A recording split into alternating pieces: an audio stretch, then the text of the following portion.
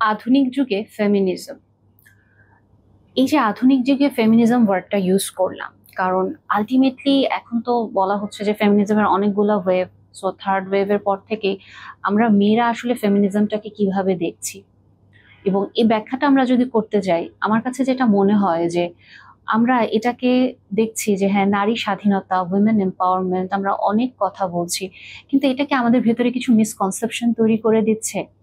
আমরা কি আসলে আমাদের মেয়েদের যেই গোলটা হওয়া উচিত ছিল, যেদিকে আমাদের ফোকাস হওয়া উচিত ছিল, ওইখান থেকে কি আসলে আমরা অনেক বেশি সরে আসছি, বরং আমরা কি আমাদের নিজেদের উপরে অনেক বেশি বোঝা নিয়ে নিচ্ছি? অনেক প্রশ্ন আসলে মাথার ভিতরে ঘুরতে থাকে, এবং আমরা আসলে এটাই বুঝতে পারি না যে নারী হিসেবে আসলে আমি আসলে কি করলে সফল হব। যেটাই করি ওটাতেই তো নিজেকে ব্যর্থ মনে হচ্ছে, বিভিন্ন রকমের অপরাধ বোধ ঘিরে ধরছে, এবং মনে হচ্ছে I am not good enough. আমি আসলে কি করব তাহলে? ক্যারিয়ার করলে মনে হচ্ছে সংসার কেন করলাম না, সংসার করার দরকার নাই। আবার বিয়ে না করলে, বা আমি যদি বলি যে রিলেশনশিপে যাব না, তখন তো আবার লোনলিনেস কাজ করে। সো ওভারঅল অনেক কিছু পাজলিং কোয়েশ্চেন আমাদের ভিতরে ঘুরতে থাকে যে আসলে মানে কি করব। আর মডার্ন ফেমিনিজম আসলে আমাদেরকে কোন দিকে নিয়ে যাচ্ছে? সো আলটিমেটলি আমি যদি বলি যে আমরা একজন মানে স্ট্রং, ইন্ডিপেন্ডেন্ট, বোল্ড একজন ওমেন বলতে আসলে কি বুঝি, এবং আসলে আমরা যখন এই পিকচারটা আমাদের নিজেদের সামনে নিয়ে আসি, ছবিটা আমরা নিজেদের চোখের সামনে নিয়ে আসতে চাই, ভিজুয়ালাইজ করতে চাই, কমনলি আমরা যদি আজকাল আমাদের উঠতি বয়সী বাচ্চাদের সাথে বসি, টিনেজারদের সাথে বসি, বা 20-21 বছরের কোনো মেয়ের সাথে বসি, আমরা হয়তো আসলে একটা মেয়েকে চোখের সামনে নিয়ে আসার পরিবর্তে একটা ছেলেকেই আসলে চোখের সামনে নিয়ে আসছি, এবং মেয়ের আদলে নিয়ে আসছি। স্ট্রং, ইন্ডিপেন্ডেন্ট এবং আত্মবিশ্বাসী একটা মেয়ে বলতে, যে কিনা সে তার সবকিছু সে নিজে করতে পারবে, সে পড়াশোনা করবে, তার নিজের ক্যারিয়ার থাকবে, সে টাকা উপার্জন করবে, সে আলটিমেটলি বাচ্চাও জন্ম দিবে, বাচ্চার দেখভালও করবে, পরিবারের দায়িত্ব সে সামলাবে, বাবা মার দায়িত্ব সে সামলাবে, জীবনটাকে উপভোগ করবে। সো এত কিছু আসলে একটা মেয়ের পক্ষে কিভাবে করা সম্ভব? এবং আলটিমেটলি আমরা কি আসলে স্ট্রং, ইন্ডিপেন্ডেন্ট ওমেন বলতে আসলে কি আমরা একজন মেয়ে হতে চাচ্ছি, নাকি আমরা আসলে পুরুষকে প্রতিযোগী হিসেবে রেখে পুরুষের মতো হতে চাচ্ছি? এটাও কিন্তু একটা প্রশ্ন আমাদের মনে চলে আসে।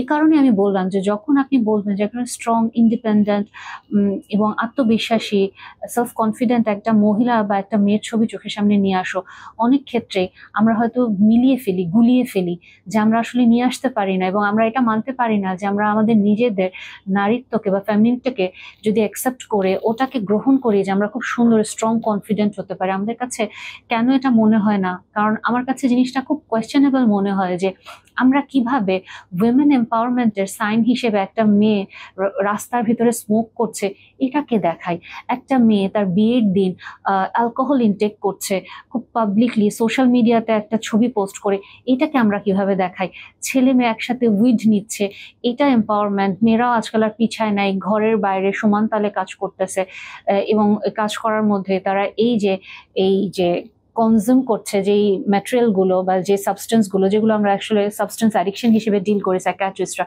সো এগুলো কিভাবে আসলে এম্পাওয়ারমেন্ট হয়? আমার কাছে জিনিসটা আরো বেশি কোয়েশ্চেনেবল মনে হয় যে উইমেন এম্পাওয়ারমেন্ট আমরা দেখাতে গিয়ে আসলে যেটা করে ফেলি, একটা মেয়ে যখন মা হয় ডেফিনেটলি তার শরীরটা ক্ষয়ে যাচ্ছে একটু হলেও তো, কারণ একটা সন্তানকে সে তার শরীরের ভিতরে বড় করছে, একটা মানুষকে। ওই বাচ্চাটা বের হওয়ার পরেও সমান তালে সে কিভাবে আসলে প্রোডাক্টিভ থাকতে পারে, যে সে সাথে সাথে উইদিন 3 মান্থস বা উইদিন 1 মান্থের ভিতরে সে আবার অফিসে মানে রিজিউম করবে তার জবটা।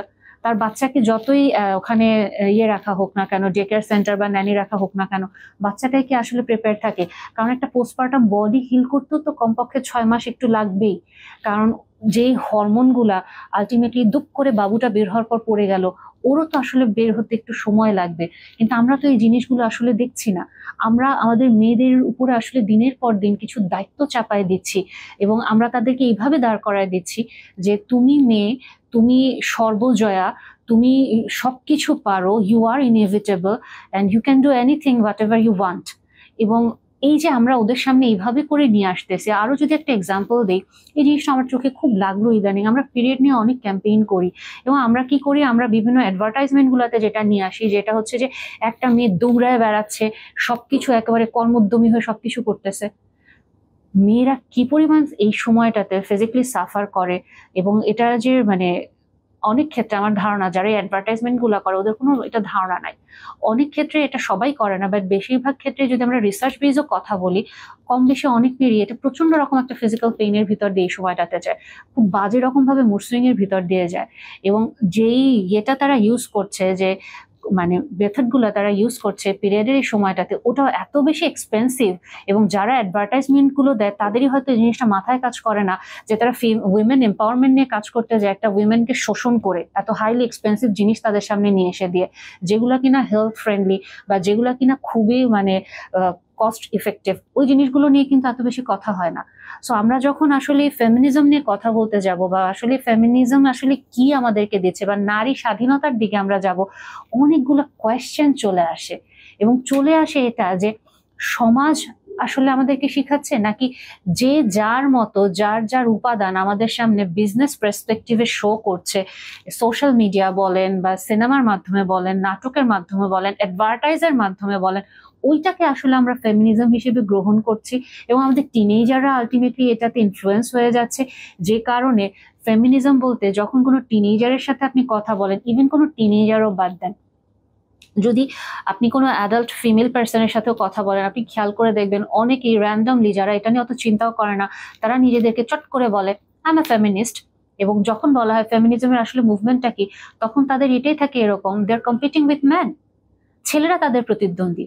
ফেমিনিজমের স্টার্টিংটা কেন ছিল আমি যদি একটু বলি, ফেমিনিজমের স্টার্টিংটা তো এটার কারণে ছিল যে একটা সময় মেয়েরা পড়ালেখা করতে পারতো না, একটা সময় তারা আলটিমেটলি ভোট দিতে পারতো না, একটা বাড়ি কিনতে পারতো না, ইভেন তারা চাকরি পর্যন্ত করতে পারতো না। যাও কোনো রকমের কষ্টমষ্টে যদি তারা চাকরি পেয়ে যেত ইউরোপ আমেরিকাতে ওই সময়টাতে, তারা প্রেগনেন্ট হলে সাথে সাথে তাদেরকে ফায়ার করে দিত।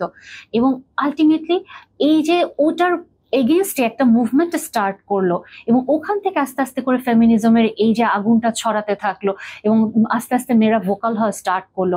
তাহলে যেই সেন্সে ফেমিনিজমটা স্টার্ট হয়েছে, এখন কি আমরা আসলে সেই সেন্সে ফেমিনিজমটাকে প্রিচ করছি, নাকি আলটিমেটলি এটা বর্তমানে প্যাট্রিয়ার্কিয়াল সোসাইটি থেকে আস্তে আস্তে ম্যাট্রিয়ার্কিয়াল সোসাইটি হয়ে যাচ্ছে, এবং আমরা খুব টক্সিক ফেমিনিজম আসলে আমরা প্রিচ করছি বা প্র্যাকটিস করছি?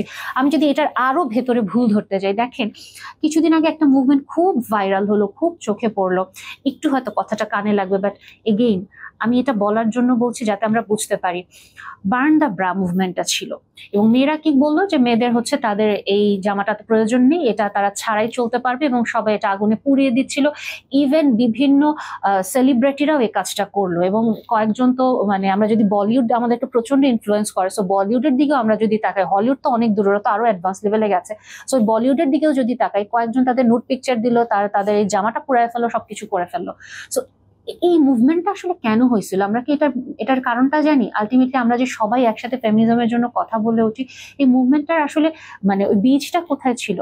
এটার হয়তো আসল নামটা কি এটাই আমরা জানি না। এটা ছিল হচ্ছে ট্র্যাশ ক্যান ফ্রিডম একটা মুভমেন্ট ছিল, যেটা আমি বলছিলাম যে 1950s এর দিকে যে মহিলারা এত বেশি বঞ্চিত হচ্ছিল, তখন তারা ওই যে আমেরিকান বিউটি পেগেন্টের এগেনস্টে তারা একটা মুভমেন্ট স্টার্ট করে, যেখানে তারা তাদের সব ধরনের ফিমেল লাক্সারি যে আইটেমগুলো ছিল, যেগুলো কিনা দিয়ে তাদেরকে প্যাট্রিয়ার্কিয়াল সোসাইটিতে দাসত্ব করানো হতো বলে তারা বিশ্বাস করে, ওগুলো তারা পরাচ্ছিল। ওখানে হাই হিল ছিল, ওখানে লিপস্টিক ছিল, ওখানে আদার্স অ্যাক্সেসরিজ ছিল।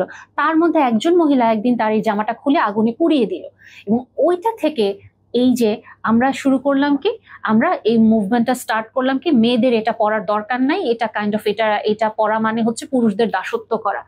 সো আমার কথাটা এখানে আজকে এপিসোডটা আসলে এই কারণেই করছে, হয়তো আপনাদের একটু খাপছাড়া লাগুক, কিন্তু তারপরও আমি চাই আপনারা এই জিনিসগুলো নিয়ে একটু চিন্তা করেন। আমরা মেয়েরা এই জিনিসগুলো নিয়ে আসলে ভাবি যে আমরা আসলে আমাদের জীবনের কাছে কি চাচ্ছি, কোন দিকে পা বাড়াচ্ছি, আমরা কি আসলে খুব ফ্যান্টাসির দিকে চলে যাচ্ছি, আমরা কি আসলে লাইফে রিলেশনশিপ চাচ্ছি, নাকি আমরা একটা লাইফ স্টাইল চাচ্ছি? খেয়াল করেন আমার লাইনটা, আমরা কি সম্পর্কে থাকতে চাচ্ছি, একটা সুন্দর রিলেশনশিপ চাচ্ছি আমাদের জীবনে, নাকি আমরা একটা লাইফ স্টাইল চাচ্ছি, যে লাইফ স্টাইলটা অ্যাকচুয়ালি খুব সেলফ সেন্টার্ড এবং খুব বোস্টফুল একটা নার্সিসিজমকে প্রিচ করে, যেটা আমরা বুঝতেও পারি না। আমরা এই একটা জায়গায় আমার কাছে যেটা মনে হয়, নার্সিসিজমটাকে তো আমরা অনেক বেশি মানে নার্সিসিস্টিক পার্সোনালিটি, যেখানে শুধু আই নি মাইসেলফ, নিজেকে নিয়ে আমরা চিন্তা করি, সেইখানে হয়তো বর্তমানে ফেমিনিজমটা এরকম হয়ে যাচ্ছে, আমরা বুঝতেও পারছি না। নিজেকে ঘিরেই আমরা আছি, এবং আমরা যে লাইফস্টাইলটাকে চাচ্ছি এটা আমরা খুব প্রাউডলি বলছি এবং এটার কোনো ভুল থাকতে পারে এটা আমরা বুঝতেই পারছি না, এবং আমরা নিজেদেরকে পুরুষের প্রতিদ্বন্দ্বী হিসেবে দাঁড়িয়ে দিচ্ছি, ছেলেদেরকে আমরা জাস্ট একটা ট্র্যাশ হিসেবে চিন্তা করছি।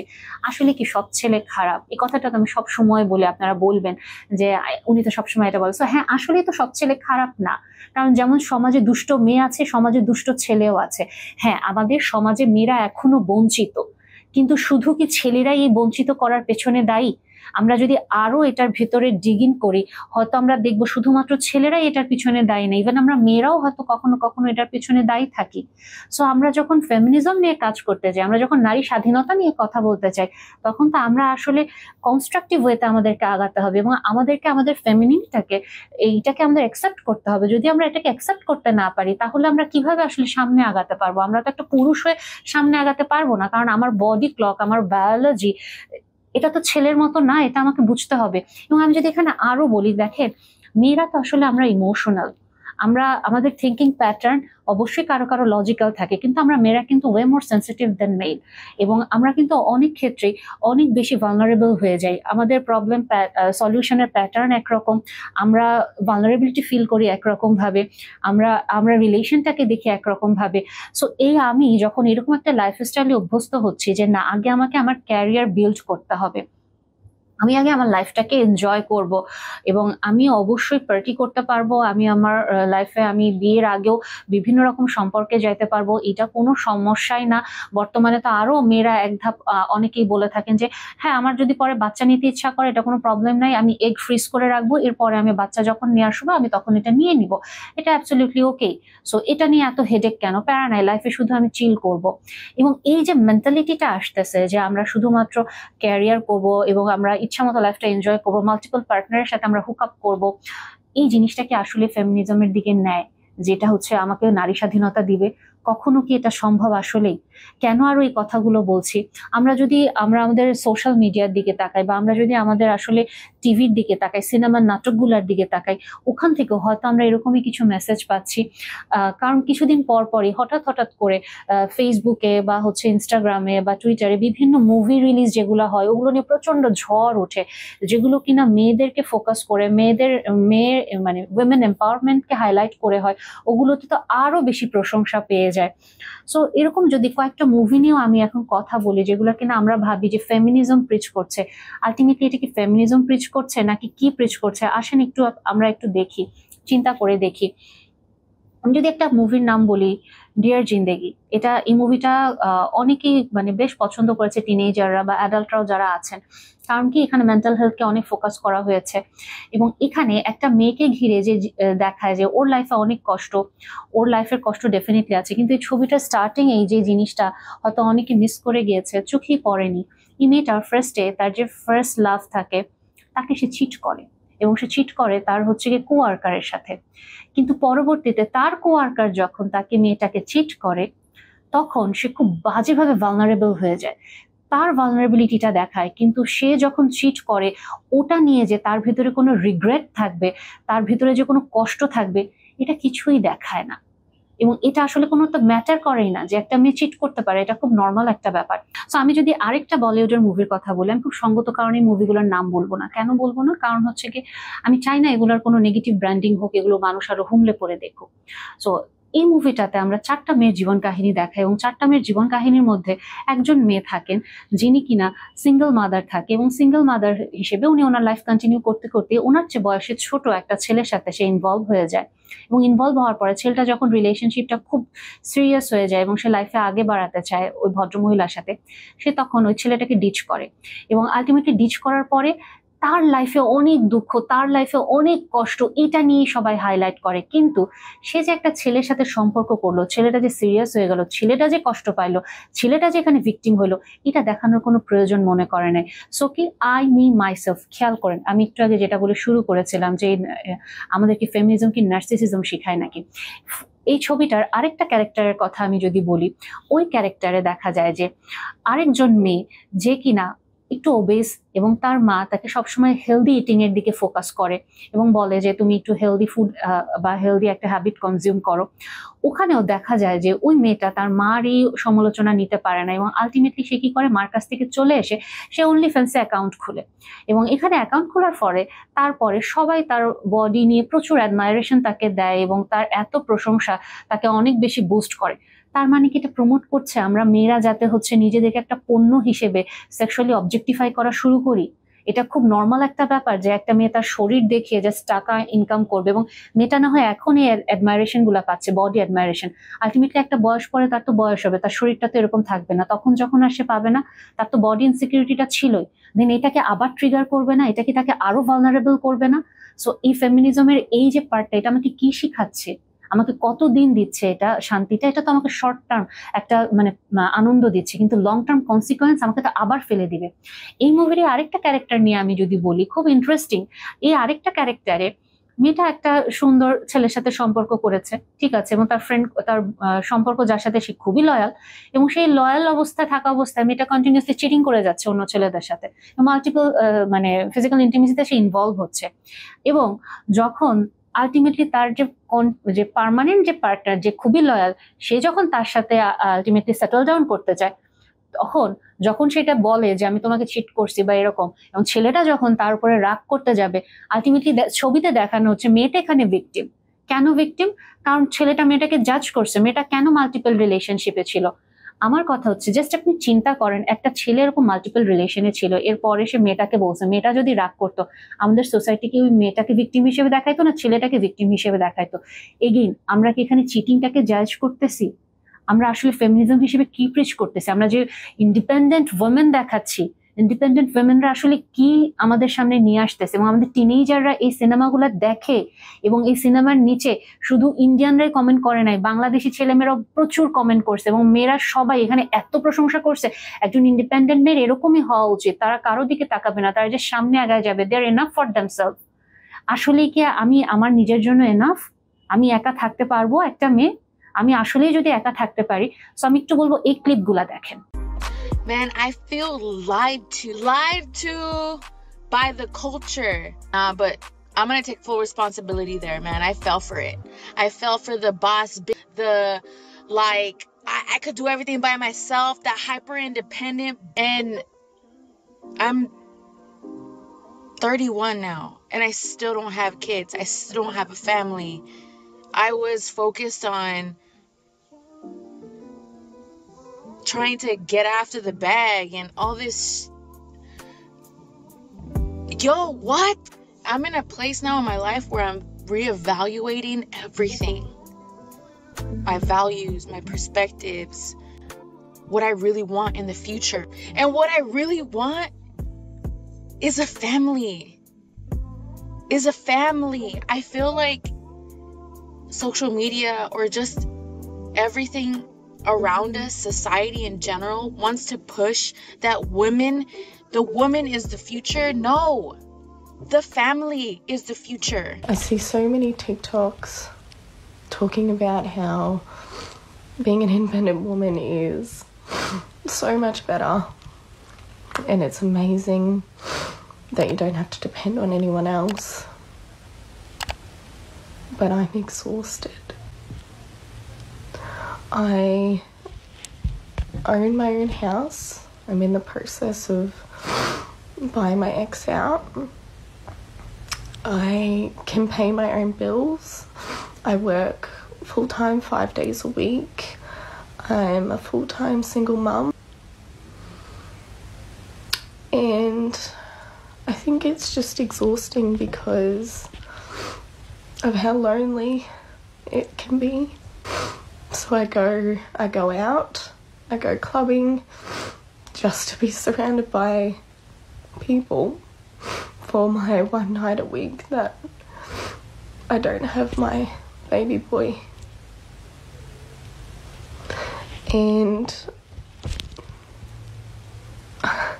I'm lonely, and it's sad because all I do is cook, I clean, I take care of my son, and I work. And I hate I hate this system, and I hate the dating scene. If you've been single, you know what the dating scene looks like in 2023. It's non-existent. It's a bunch of just people in hookup culture, and as much as I've tried to do that, it's not for me. It just makes me feel worse about myself. But being lonely is something that really hurts, and I don't know how to improve that when I've tried almost everything. আমরা তো আসলে আমাদের বাংলাদেশের কথাগুলো অত শুনতে চাই না। আমরা তো আসলে আমেরিকা বা হচ্ছে ইউরোপ, ওরা কি লাইফস্টাইলটা ফলো করে ওইটা শুনতে আমরা খুব পছন্দ করি। সো ওই বাহিরের দেশের আরো যদি বলি, আমরা সাদা চামড়ার প্রতি আমরা শিকার দেই বা না দেই, আমরা এখনো অবসেসড। ওদের কথায় আমরা এখনো খুব প্রভাবিত হই। সেই সাদা চামড়ার মানুষরাই, সেই মেয়েরাই বলছে যে ফেমিনিজম একটা মানে ট্র্যাপ, এবং এটা তার সাথে পুরাপুরি তাকে মিথ্যা কথা বলা হয়েছে যে তোমাকে একা জীবন যদি চালাও, তুমি তোমার ক্যারিয়ারটাকে যদি সামনে আগায় নিয়ে যাও, তোমাকে লাইফে কোনো দিন রিগ্রেট করতে হবে না, you'll be enough for your self. এবং এটা কমপ্লিট একটা মানে লাই ছিল। এবং এই যে মিথ্যার ভিতরে যারা তারা যখন ছিল, এখন যখন তারা 40-এ যাচ্ছে, 50-এ যাচ্ছে, তারা একাকিত্ব বোধ থেকে যে হাহাকারটা তাদের ভিতরে আসছে, এটা তারা মানাতে পারছে না। এবং তারা দিনের পর দিন এই একাকিত্ব বোধ থেকে ডিপ্রেশনে চলে যাচ্ছে। তারা জাস্ট মানে হন্যে হয়ে যাচ্ছে যে তাদেরকে একটা সম্পর্কে স্থির হতে হবে। এবং এই চিঠিটা একজন ভদ্রমহিলা, যিনি কিনা তার 38 ইয়ার্স এজে এটা লিখেছেন, এবং এই চিঠিটা আমি ইচ্ছা করে আপনাদের সামনে নিয়ে আসছি। এটা বিজনেস ইনসাইডারে উনি এই চিঠিটা লিখেছেন। সো এই চিঠিটা আমরা যদি একটু খেয়াল করি, সো এই চিঠিটা আপনারা যদি লক্ষ্য করেন, এটা আমরা পাশাপাশি ইংলিশ এবং বাংলা দুটোই দিচ্ছি, যাতে আপনারা একটু নিজেরাও পড়তে পারেন এবং বুঝতে পারেন। সো এই চিঠিটার আলটিমেটলি সারমর্মটা আসলে কি দাঁড়াচ্ছে? সারমর্মটা এটাই দাঁড়াচ্ছে যে একজন মহিলা, যিনি কিনা 38 ইয়ার্স এজে, উনি এখনো সিঙ্গেল, উনি আলটিমেটলি বিয়ে করেছিলেন। ওনার হিস্ট্রিটা যদি আমি একটু পেছন থেকে বলি, আপনারা চিঠিটাও পড়তে থাকেন, যে উনি বিয়ে করেছিলেন এবং ওনার স্বামী যখন বাচ্চা চাইছিলেন, সেটেল ডাউন করতে চাচ্ছিলেন, ওনার কাছে তখন মনে হয়েছে যে না, উনি লাইফে আরো অনেক কিছু ডিজার্ভ করে, ওনাকে লাইফে পার্টি করতে হবে, সামনে যেতে হবে, ক্যারিয়ার আগাতে হবে। উনি জাস্ট একটা মানুষের সাথে থাকতে পারবে না। উনি এই মুহূর্তে মা হতে চায় না, ওনার মা হওয়ার কোনো প্রয়োজন নাই, ওনার লাইফ স্যাক্রিফাইস করার প্রয়োজন নাই। সো সামনে যে চাকচিক্যময় জীবনটা ওনাকে হাতছানি দিচ্ছিল, এর জন্য উনি ওনার ম্যারেজটাকে রিজেক্ট করে এবং উনি আলটিমেটলি সামনের দিকে এগিয়ে যায়। এবং আগানোর পরে উনি যখন ওই চাকচিক্যময় জীবনে থাকতে থাকতে ওনার যে বয়ফ্রেন্ড ছিল, সেও যখন তাকে রিজেক্ট করে চলে যায়, ওই যে কমিটমেন্ট তো তার ছিল না, যখন সে রিজেক্ট করে চলে যায়, এবং তখন তার হঠাৎ করে মনে হয় যে আসলে তার এখন সেটেল ডাউন করা উচিত, তার এখন বাচ্চা নেওয়া উচিত। এবং এখান থেকে সে আলটিমেটলি এই জিনিসগুলো সে রিয়েলাইজ করে যে ওভারঅল সে আসলে তার জীবনে সে কি করছে, এবং সে আসলে এখন একটা ট্র্যাডিশনাল লাইফের দিকে সে আগাতে চায়, যেখানে তার সন্তান থাকবে, যেখানে তার হাজবেন্ড থাকবে। এবং সে এটাও বুঝতে পারছে যে এরকম 40-এর দিকে যখন সে তার বয়স চলে যাচ্ছে, এই বয়সে সে এমন কোনো পুরুষ মানুষকে আসলেই বলতে পারবে না যে পুরুষ মানুষগুলো সংসার চায়, শান্তি চায়, মানে হাই ভ্যালু ম্যানের সাথে যে সে সেটেল ডাউন করতে পারবে, এটাও সে সন্দিহান। এমনকি সে এটাও সন্দিহান যে এই বয়সে সে আসলে কি সন্তান নিতে পারবে নাকি, এটা কি কতটুকু ঝুঁকিপূর্ণ নাকি। এবং আলটিমেটলি সে জাস্ট সারেন্ডার করে যে তার লাইফটা আসলেই কি হবে সে জানে না, কিন্তু ভয়ঙ্কর সত্যি হলেও এটাই সে আশা করে যাচ্ছে যে সে তার ভুলটা বুঝতে পারছে এবং সে তার লাইফে সেটেল ডাউন করতে চাচ্ছে।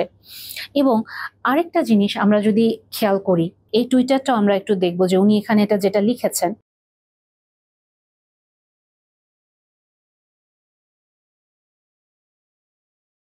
এই টুইটারটা দেখার পরেও বা এই কথাটা দেখার পরেও আমরা যদি বুঝতে পারি যে আলটিমেটলি এটা ঠিক, বিয়ে আপনাকে কোনো স্টেবল রিলেশনশিপ দিবে বা খুব সুন্দর শান্তিপূর্ণ সমাধান আপনার জীবনে নিয়ে আসবে, এমন কোনো কথা সে দিচ্ছে না। কিন্তু এটা ঠিক, আমরা যে ফেমিনিজম ফেমিনিজম করে আসলে কোন দিকে যাচ্ছি, আমরা যে আমাদের পুরুষদেরকে প্রতিদ্বন্দ্বী হিসেবে বানিয়ে ফেলছি, আমরা যে আমাদের ইনসিকিউরিটিটাকে আসলে ধীরে ধীরে আরো বেশি বড় করছি, এটা হয়তো আমরা বুঝতে পারছি না। এবং আমরা বলিউডের মাধ্যমে আমাদের লাইফটাকে অনেক বেশি প্রভাবিত করছি, হলিউডের মাধ্যমে আমাদের জীবনটাকে অনেক বেশি প্রভাবিত করছি।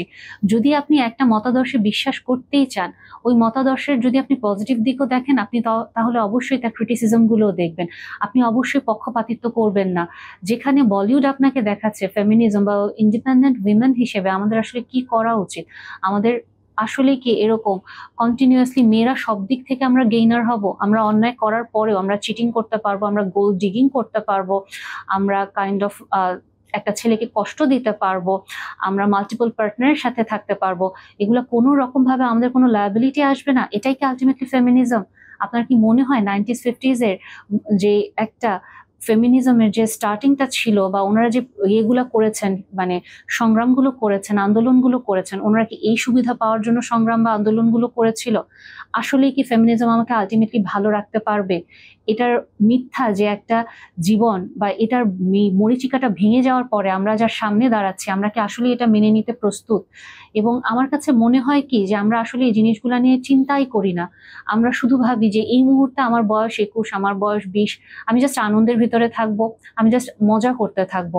বাট এই জিনিসগুলো আসলে বাংলাদেশেও হয়। এই যে আমি আপনাদেরকে ভিডিও ক্লিপগুলো দেখালাম বা কথাগুলো বললাম, আমাদের বাংলাদেশেও হয়। পার্থক্য এটাই যে আমরা বাংলাদেশিরা এখনো এত মানে এক্সপোজ ভাবে নিজেদের কষ্টগুলো বলতে পারি না। আমরা এত বোল্ডলি, এত সাহসী ভাবে এসে বলতে পারি না যে আমার বয়স 40 ছুঁই করছে, আমার বিয়ে হচ্ছে না, আমার ডিগ্রি হয়ে গিয়েছে, সবকিছু হয়েছে, বাট আমি কি পরিমাণ লোনলি, আমার কি পরিমাণ কষ্ট হয়। এবং হঠাৎ করে আপনি জানেন না, আপনি বর্তমানে ভাবছেন আপনার কোনো দিন সন্তান নেওয়ার ইচ্ছা হবে না, কোনো দিন আপনার কোনো পার্টনারের প্রয়োজন হবে না, এবং আপনি চান একটা ছেলের মতো একা আপনি রাত্রেবেলা ঘুরে বেড়াবেন, এবং আপনি চান আপনি জাস্ট একটা ছেলের মতো পরিপূর্ণ স্বাধীনতা পাবেন। এই যে জিনিসগুলা মোহের পিছনে আমরা দৌড়াচ্ছি, কিসের জন্য দৌড়াচ্ছি? এটা কি আসলে পেলেই কি আমি আসলে স্বাধীন হয়ে যাব? একটা ছেলের জীবনে কি কোনো কষ্ট নাই? একটা ছেলে তো আসলে এগুলা পাচ্ছে, তাহলে ছেলেদের লাইফে স্ট্রাগল কিসের? ছেলেরা কি কোনো রকম ভাবে সাফার করে না? ওদের লাইফটা কি খুব বেশি একেবারে ফুলে ভরা, একেবারে পাতায় পাতায় হেঁটে হেঁটে তারা আনন্দে ভেসে বেড়ায়? সো আমরা আলটিমেটলি কোন দিকে যাচ্ছি? আমরা নিজেদের ভেতরে কি কোনো রেসপন্সিবিলিটি তৈরি করতে পারছি? নিজেরা কি আসলে মাথাটাকে খাটাচ্ছি, নাকি আমরা শুধুমাত্র ওই যে মুভি, সিনেমা, নাটকে যেটা দেখতে পাচ্ছি, সোশ্যাল মিডিয়াতে যেটা একটা ল্যাভিশ লাইফ দেখতে পাচ্ছি, জাস্ট ক্ষণিকের মুহূর্তে ওইটাকেই ফলো করার চেষ্টা করছি, মন অনুযায়ী চলছে, মন যেদিকে যায় ওদিকেই যাব, ব্রেনটাকে সুন্দর শোকেসে রেখে দিচ্ছি? আলটিমেটলি এটাই তো চাচ্ছে। এবং মুভিগুলোতে তো এটাই আসলে পিচ করা হয়, মেয়েরা খুবই বোকা, মেয়েরা অ্যাকচুয়ালি হচ্ছে গিয়ে ভোগ্যপণ্য, সেক্সুয়ালি একটা ছেলেকে হচ্ছে স্যাটিসফাইড করবে, তার লালসা মেটাবে, এবং হচ্ছে গিয়ে যখন যেভাবে বলবে ছেলেরা ওভাবেই চলবে। আলটিমেটলি তো আমরা ওটাই প্রুফ করছি। আমরা কতটুকু আমাদের ব্রেন খাটাচ্ছি, এবং ব্রেন যদি খাটাইও আমরা ওই জিনিসটা যে মতাদর্শ আমরা ফলো করি, ওইটার নেগেটিভ পজিটিভ সাইড দুইটাই কি আমরা মানছি? আমরা কি সবকিছু মাথায় রেখে আগাচ্ছি, সব কনসিকোয়েন্সেস মেনে নিয়ে? এবং যদি কনসিকোয়েন্সেস আসে, আমরা কনফিডেন্ট এনাফ যে we can face it? So আমাদের হয়তো নিজেদেরকে অনেক প্রশ্ন করার বাকি আছে, এবং আমাদেরকে চিন্তা করতে হবে আসলেই কি আমরা মেয়েরা যেই পথে হাঁটছি, যেটা আমরা ভাবছি নারী স্বাধীনতা, এটা কি আসলে নারী স্বাধীনতা, নাকি এগেইন আমরা আসলে আস্তে আস্তে করে যারা আসলে আমাদেরকে ব্যবহার করতে চাইছে তাদের নিজেদের স্বার্থে, আমরা তাদের হাতের পুতুল হয়ে যাচ্ছি এবং আমরা বাস্তবতাটা বুঝতে পারছি না? ফেমিনিজমের পুরোটাই যে খারাপ বা একটা মেয়ের চাকরি করাটাই যে খারাপ, এই জিনিসটা আমি কখনোই বলছি না। কারণ একটা পরিবারে যদি একজন পুরুষের যে দায়িত্ব পালন করার কথা, ওই দায়িত্বটা যদি একজন পুরুষ না করেন, অবশ্যই তখন একজন মেয়ের কাঁধে এই দায়িত্বটা চলে আসে। তখন একজন মেয়েকেই তার সংসারটা চালানোর জন্য ঘরের বাহিরে যেতে হয়, তার বাচ্চাদের জন্য, এমনকি ব্যর্থ স্বামীকে টানার জন্য তাকে ঘরের বাহিরে আসতে হয়।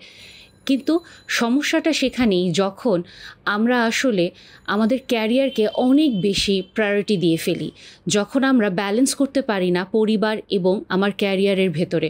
এবং এটা তো একটা টানাপোড়েন বর্তমানে খুব বেশি আমাদের মায়েদের জীবনে দেখা যায় যে আমি আমার ক্যারিয়ারের দিকে তাকাবো, আমার সন্তানের দিকে তাকাবো, না পরিবারের দিকে তাকাবো। এবং এটা অন্যতম একটা কারণ, অনেক ক্ষেত্রে আজকাল মেয়েরা সন্তান নিতেও দ্বিধাবোধ করেন যে আগে আমি আমার ক্যারিয়ারে সেটেল ডাউন করবো, তারপরে আমি বিয়ে করব বা তারপরে আমি সন্তান নিব। অনেকে বলেন যে আচ্ছা বিয়ে করে রাখি কিন্তু সন্তান আমি ঠিকই আগে সেটেল ডাউন করে তারপরে নিব। এবং ওখান থেকে আরেকটা আইডিয়া যেটা চলে আসছে, এগ ফ্রিজিংয়ের একটা আইডিয়া। এবং এই যে এগ ফ্রিজিং, এটা যারা আমরা আসলে ধর্মীয় মূল্যবোধ আমাদের ভেতরে আছে তারা কিন্তু এটা আসলে আমরা ওই মূল্যবোধের জায়গাটা আটকে যাই, কারণ এটা নিয়ে বিভিন্ন রকমের মতবাদ আছে। ওই বিষয়ে আমি যেতে চাই না, ওটা আমার সাবজেক্ট না। এটা অবশ্যই স্কলারদের সাথে আপনারা কথা বলে নিতে পারেন। কিন্তু যদি আপনি নর্মাল একজন ডক্টরের ল্যাঙ্গুয়েজেও এগ ফ্রিজিংয়ে যেতে চান, আপনাকে বলছে যে ডক্টররা নিজেই যে এটার সাকসেস রেট অ্যাকচুয়ালি এখন পর্যন্ত ওভাবে প্রমাণিত হয়নি। কিছু ক্ষেত্রে এটা ভালো হচ্ছে, কিছু ক্ষেত্রে এটা হচ্ছে না। এবং আলটিমেটলি আপনি এটা কিভাবে জানেন যে আপনার হয়তো এখন 22 বছর 26 বছর বয়সে মনে হচ্ছে যে না আমি সন্তানের মা হব না, আমার প্রয়োজন নেই, আমার বিয়ে করার প্রয়োজন নেই, আমার ক্যারিয়ারটা আমার মেইন ফোকাস। বাট এই যে ক্লিপগুলো আমি একটু আগে দেখিয়েছি আপনাদেরকে, যেখানে কিনা ওনারা অলরেডি ওনাদের 40s গিয়ে 53 এইজে গিয়ে ওনাদের মনে হচ্ছে যে ওনারা ভুল করে ফেলেছেন। ওনাদের হঠাৎ করে মনে হচ্ছে যে ক্যারিয়ার সাকসেস এগুলোর চেয়েও আলটিমেট মানে সবচেয়ে বেশি যেটা শান্তি বা আলটিমেট যেটা সফলতা সেটা হয়তো পরিবারে। কারণ কি, আপনি জাস্ট চিন্তা করে দেখেন যে আপনি সারাদিন প্রচণ্ড ব্যস্ত, আপনি প্রচণ্ড হাই অ্যাচিভার একজন মানুষ, কিন্তু আপনি যখন ঘরে ফিরছেন আপনাকে নিজে ঘরের দরজাটা খুলতে হচ্ছে এবং অন্ধকার একটা রুমের ভিতরে ঘরের ভিতরে আপনি ঢুকলেন। কি খাবেন, কি রান্না করবেন, কোনো কিছুর জানা নাই। জাস্ট হয়তো টিভিটা অন করলেন বা টিভিটা অন করতে ইচ্ছা করলো না, নিজের সোফা বা বিছানার উপরে ঠাস করে গিয়ে পড়ে রইলেন।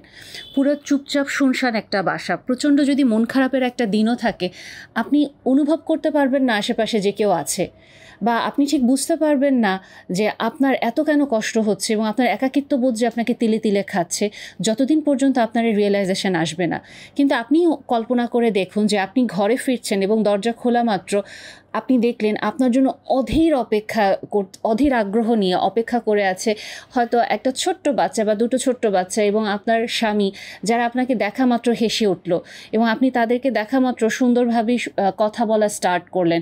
সবার দিন তো একরকম যায় না, প্রতিদিন যে হাসির মধ্যে দিন শুরু হবে এমন না, কিন্তু অন্তত এটা আমরা অনুভব করতে পারি যে আমার প্রচণ্ড কষ্টের সময় আমি অনুভব করবো আমি একা নিয়ে আমার পাশে কেউ না কেউ আছে। এবং এখান থেকেও যেটা দেখা যাচ্ছে যে বর্তমানে হয়তো পেট থেরাপি হিসেবেও আমরা অনেকে ব্যবহার করছি, যে প্রচণ্ড একার জায়গাতে বাসায় ভালো লাগে না, আমি হয়তো বিড়াল পালছি বা আমি কুকুর পালছি, কিন্তু আসলেই কি এটা আমাকে আলটিমেট মিনিং দিতে পারছে আমার লাইফে?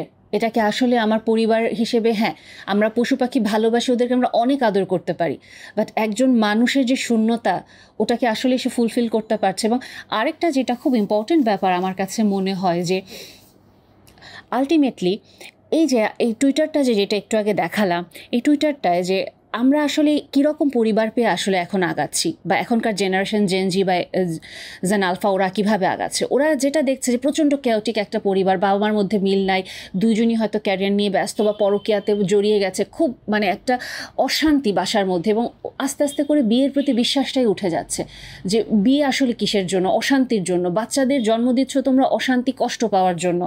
কিন্তু এটাও তো আসলে ঠিক কথা যে আমি সব পরিবারই তো গড়পড়তা বলতে পারি না যে সবাই খারাপ আছে। এবং আমার পরিবারে আমার বাবা মা যে দায়িত্বটা পালন করতে পারেনি, আমি তো ওই কষ্টটার সাইকেলটা থামাতে পারি, কারণ আমরা তো এখন মেন্টাল হেলথ নিয়ে অনেক বেশি অ্যাওয়্যার। আমি আমার পার্টনার দুজন মিলে তো একটা হেলদি রিলেশনশিপ বিল্ড আপ করতে পারি। আমি যদি এটাও ধরে নিই যে বিয়ের কোনো প্রয়োজন নাই, কিন্তু আমরা বিয়ে করছি না, কিন্তু আমরা রিলেশনশিপে জড়াচ্ছি, আমরা হুকআপ কালচারে ইনভলভ হয়ে যাচ্ছি, নন কমিটেড রিলেশনশিপে চলে যাচ্ছি, এবং এর ফলে কি হচ্ছে, আমরা আস্তে আস্তে করে ওয়ান নাইট স্ট্যান্ড অথবা জাস্ট ফ্রেন্ডস অফ বেনিফিট, বা আমরা জাস্ট নিজেকে অন্য কোনো রকমভাবে আমার নিজের চাহিদাগুলো পূরণ করছি এবং বলছি বিয়ে জাস্ট মানে কোনো দরকারই নাই, এটা জাস্ট একটা ফ্যান্সি ওয়ার্ড এবং এটা অশান্তি দেয়। কারণ আমরা রেসপন্সিবিলিটি নিতে চাই না এবং আমরা ভয় পেয়ে গিয়েছি, কিন্তু আবার আমরা একাও থাকতে পারছি না, একাকিত্বের কারণেও আমরা প্রচণ্ড রকমভাবে ডিপ্রেশনে চলে যাচ্ছি এবং এই ডিপ্রেশন থেকে আমাদেরকে টেনে তোলার কেউ নাই। আবার আমরা যখন দেখছি কোনো হ্যাপি কাপল, নিজের অজান্তে একটা দীর্ঘশ্বাস বের হয়ে আসছে আমাদের। সো আমাদেরকে আসলে ফেমিনিজম যে একটা মরিচিকার জীবন দেখাচ্ছে যে আই মি মাইসেলফ, একটা মেয়ে নিজের জন্য যথেষ্ট, জাস্ট দৌড়াও, ক্যারিয়ার করো, সব কিছু করো, পৃথিবী তোমার জন্য উন্মুক্ত, তুমি সব কিছু পারবা, এটা একটা মরিচিকা, এটা একটা ধোঁকা। কারণ একটা জিনিস কি, আমরা যদি পাশ্চাত্যের এই পৃথিবীর দিকেও তাকাই, দেশগুলোর দিকেও তাকাই, আমরা খেয়াল করে দেখব যে আস্তে আস্তে মেয়েরা প্রচণ্ড টায়ার্ড হয়ে যাচ্ছে এবং ওরা এই ফেমিনিজম থেকে আবার ফেরত চলে আসছে।